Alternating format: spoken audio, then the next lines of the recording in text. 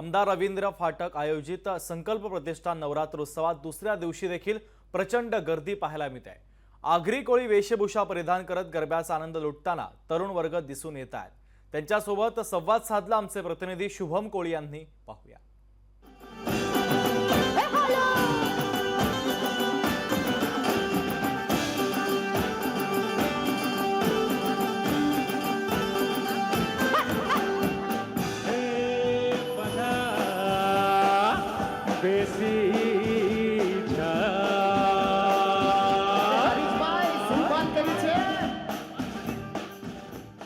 आमदार रवींद्र फाटक आयोजित संकल्प प्रतिष्ठानच्या नवरात्र उत्सवाला आपण पाहिलं तर दरवर्षी जी आहे ती तरुण मंडळी जी आहे ती मोठ्या संख्येने सहभाग घेत असतात आणि अनेक वेशभूषा जी आहे ते संकल्प प्रतिष्ठानच्या नवरात्र उत्सवामध्ये अनेक तरुण मंडळी जी आहे ते करताना दिसून येत असतात। आपण पाहिलं तर अशाच प्रकारची वेशभूषा जी आहे या ठिकाणी या तरुण ग्रुपने जी आहे ते केलेली आहे।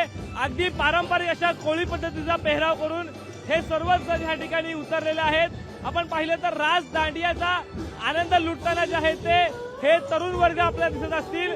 कशा प्रकारचा पेहराव आहे, काय नेमका उद्देश आपण पाहणार आहोत। मित्रा, काय सांगशील कोळी पद्धतीचा पेहराव करून आज तुम्ही दांडिया खेळत आहात, काय सांगशील एकंदरीत?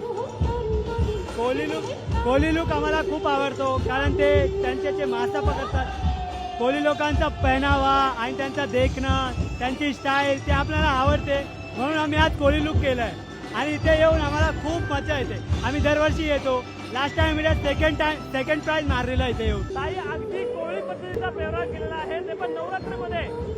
हो, कारण आपली संस्कृती आपल्याला जपायला पाहिजे, म्हणून आम्ही ठरवलंय की ह्यावेळी पारंपरिकच सगळं काही करणार आणि आपले तर कोळी बांधव खूप फेमस आहेत सगळीकडे, म्हणून आम्ही आज ठरवलंय कोळी लूक करण्याचं। 9 दिवसांमध्ये कोणकोणता पेहराव कराल तुम्ही?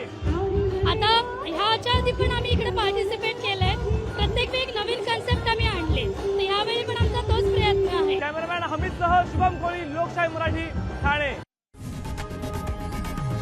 लोकशाही मराठी, ऐका, पहा, जागरूक रहा।